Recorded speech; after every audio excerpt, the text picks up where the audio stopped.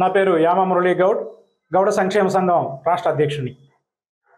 ఏదైతే 2 రోజుల క్రితం మన పశ్చిమ గోదావరి జిల్లా భీమవరం నియోజకవర్గం వీరవాసం మండలం నందమూరి గరువులో జరిగిన ఘటన నిజంగా చాలా బాధాకరం. ముక్కు పచ్చలారని పసిపిల్లవాడు, 17 ఏళ్ళు నిన్న పసిపిల్లవాడు, వారి తల్లిదండ్రులు ఎంతో ఆశ పెట్టుకుని ఉన్న పిల్లగాడిని ఆ గ్రామానికే చెందినటువంటి కొంతమంది ఆధిపత్య కులహంకారులు అత్యంత దారుణంగా కొట్టి హతమార్చిన సంఘటన ప్రతి ఒక్కరికి తెలిసిందే.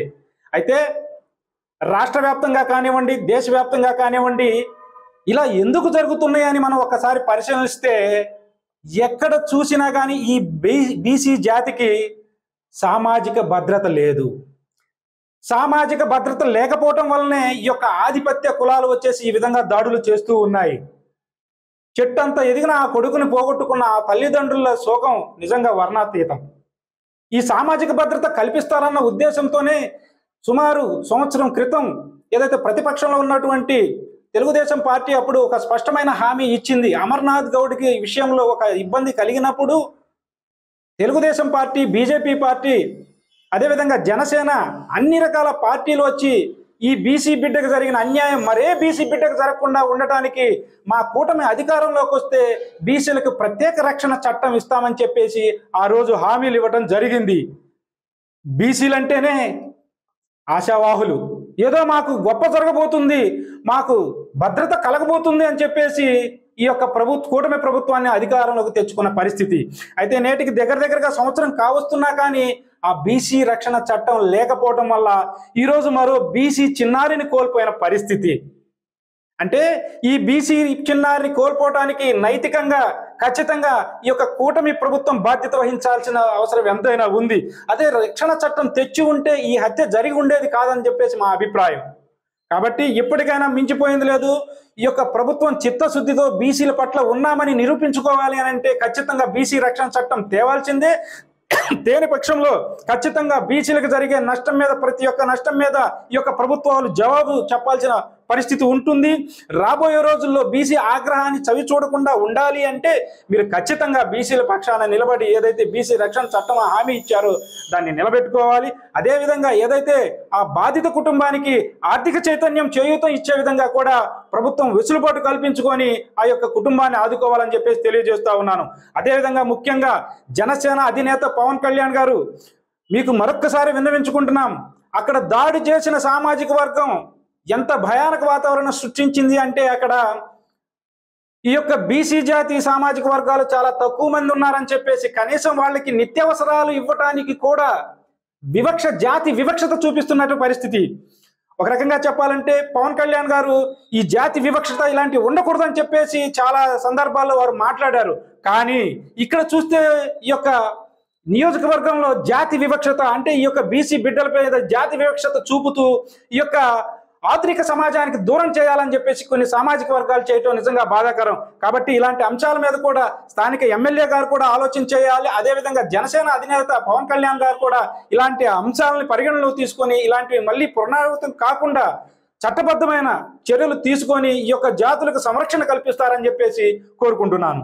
మరి 2 రోజుల కిందట భీమవరం నియోజకవర్గంలో వీరవాసం మండలం నందమూరి గరువు గ్రామంలో బీసీ సామాజిక వర్గానికి చెందిన గౌడు కులానికి చెందినటువంటి 16-17 సంవత్సరాల వయసు కలిగినటువంటి విద్యార్థి మీద మరి ఆ గ్రామంలో జరుగుతున్నటువంటి గుడిలో కార్యక్రమానికి వెళ్ళగా అక్కడ వీడియో తీసుకునే క్రమంలో పక్కన అతనికి మరి కాలు చెయ్యి తగిలిందనే ఉద్దేశంతో మరి అక్కడ అగ్రకులాలకు చెందిన వాళ్ళు అదే రోజు అక్కడే మరి 4 కలిసి అతన్ని చెంపల మీద కొట్టి, గుండెల మీద గుద్ది మరి హింసించి అతని చావుకు కారణమైనటువంటి వాళ్ళని వెంటనే అరెస్ట్ చేయాలని ఆంధ్రప్రదేశ్ బీసీ సంక్షేమ సంఘం కేశం శంకరరావు గారి నాయకత్వంలో మేము ఈరోజు భీమవరంలో ప్రెస్ మీట్ పెట్టి ప్రజలందరూ కూడా తెలియజేయడం జరుగుతుంది.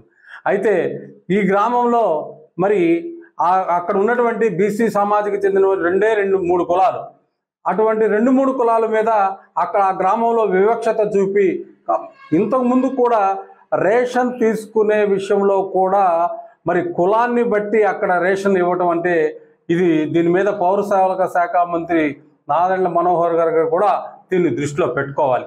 అయితే మరి ఏదైతే గత గవర్నమెంట్లో వైసీపీ టైంలో మేము చెరుకుపల్లి మండలం సంబంధించి మా తమ్ముడు అమర్నాథ్ గౌడును పోగొట్టుకున్నప్పుడు, ఆ ప్రభుత్వాలు నిర్లక్ష్యం వహించినప్పుడు, అప్పుడు ప్రతిపక్షంలో ఉన్నటువంటి ఈ తెలుగుదేశం, జనసేన, బీజేపీ నాయకులందరూ కూడా మేము అధికారంలోకి వస్తే బీసీలకు రక్షణ చట్టం తెస్తామని అనేక వేదికల మీద ఎలక్షన్కు ముందు మాకు వాగ్దానం ఇస్తే, బీసీలందరూ కూడా మరి బీసీలకు కావాల్సినటువంటి రక్షణ చట్టం ఎంతో ముఖ్యమైనదని ఈరోజు బీసీలు ఆంధ్రప్రదేశ్లో కూటమి ప్రభుత్వాన్ని అధికారంలోకి తీసుకురావడంలో బీసీలు కీలకమైనటువంటి పాత్ర పోషించిన సందర్భం మీ అందరికీ తెలుసు.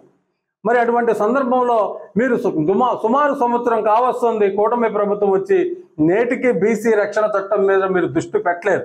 మరి ఈరోజు చనిపోయినటువంటి కాసాని రాజేష్ అనే విద్యార్థి, మరి అతని చావుకు కారణం ఎవరు నైతిక బాధ్యత వహిస్తారని చెప్పేసి మేము అడుగుతా ఉన్నాం. ఆ రోజు జరిగిన అమర్నాథ్ గౌడ్కి జరిగినటువంటి సంఘటనలో ఆ రోజు వైసీపీ అధికారంలో ఉండి బీసీలకు న్యాయం చేయలేని పరిస్థితిలో ఉంది. మరి ఆ ప్రభుత్వాలు మాకు న్యాయం చేయలేదని ఈరోజు బీసీలందరం కూడా మిమ్మల్ని అధికారంలోకి తెస్తే, ఈ విధంగా బీసీ సామాజిక వర్గాలకు సంబంధించినటువంటి అనేక బీసీ కులాల్లో మహిళల మీద దాడులు, వాచ్మెన్ల మీద దాడులు, వాచ్మెన్ భార్యల మీద అత్యాచారాలు, మరి స్కూళ్ళల్లో విద్యార్థులకి రక్షణ లేదు, గ్రామాల్లో మరి ఉన్నటువంటి 4-5 కులాలకు కూడా రక్షణ లేదు. ఇట్లా బీసీలకి రక్షణ లేని సందర్భంలో మీరు చెప్పినటువంటి వాగ్దానం బీసీ రక్షణ చట్టం, ఇది వెంటనే అమలు చేయాలి. అలాగనే ప్రభుత్వం దృష్టికి ఈ యొక్క కుటుంబాన్ని మీరు పరామర్శించాలి. ముఖ్యంగా జనసేన అధినేత, ఏపీ డిప్యూటీ సీఎం గౌరవ పవన్ కళ్యాణ్ గారు మేము ఒకటే కోరుతా ఉన్నాం. ఏదైతే భీమవరం నియోజకవర్గం జనసేన ప్రాతినిధ్యం వహిస్తున్నటువంటి నియోజకవర్గం, ఆ నియోజకవర్గంలో జనసేనకు సంబంధించిన కార్యకర్తలు ఈరోజు ఆ పిల్లగాడిని గుండెల మీద గుద్ది ప్రాణాలు కోల్పోయే పరిస్థితికి తెచ్చారు. గౌరవనీయులైన పవన్ కళ్యాణ్ గారు మీరు ఆ కుటుంబాన్ని పరామర్శించవలసిందిగా మేము ఈ బీసీ సంక్షేమ సంఘం తరఫున కోరుతా ఉన్నాం. అలాగే గౌరవ ముఖ్యమంత్రి వర్యులు మరి బీసీలకు ఇచ్చిన హామీ వెంటనే కనుక మీరు అమల్లోకి తేకపోతే ఇలాంటి చావులు మీరు మీ కూటమి ప్రభుత్వంలో ఎన్ని చూడాల్సి వస్తుందో దాన్ని కూడా మీరు గమనించాలని చెప్పేసి గౌరవ ముఖ్యమంత్రి చంద్రబాబు నాయుడు గారు కూడా మేము ఒకటే కోరుతా ఉన్నాం. ఇమ్మీడియట్గా ఆంధ్రప్రదేశ్లో మీరు ఇచ్చినటువంటి హామీ ఏదైతే ఉందో బీసీల రక్షణ చట్టం అమల్లోకి తేవాలి. ప్రభుత్వం తరఫున మరి కాసాని రాజేష్, చనిపోయినటువంటి కాసాని రాజేష్ కుటుంబానికి మరి కావలసినటువంటి 50 లక్షల రూపాయల ఎక్స్గ్రేషియా ఇవ్వాల్సిందిగా బీసీ సంక్షేమ సంఘం తరఫున మేము డిమాండ్ చేస్తా ఉన్నాం. మరిన్ని వీడియోస్ కోసం ఛానల్ ని సబ్స్క్రైబ్ చేయండి. లేటెస్ట్ అప్డేట్స్ కోసం వాట్సాప్ ఛానల్ ని ఫాలో అవ్వండి. ఆ లింక్ డిస్క్రిప్షన్ లో ఉంది.